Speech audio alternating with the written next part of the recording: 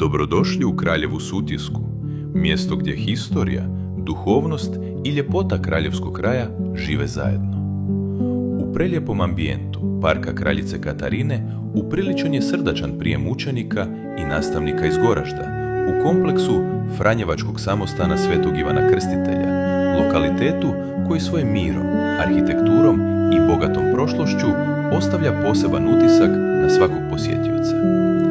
Kroz inspirativan historijski čas i obilazak muzeja i samostanske crkve, učenici su imali priliku upoznati vrijedno, kulturno i duhovno nasljeđe Bosne i Hercegovine, dok su prelijepi kadrovi dronom dodatno zabilježili jedinstvenu atmosferu prelijepog kraljevskog kraja.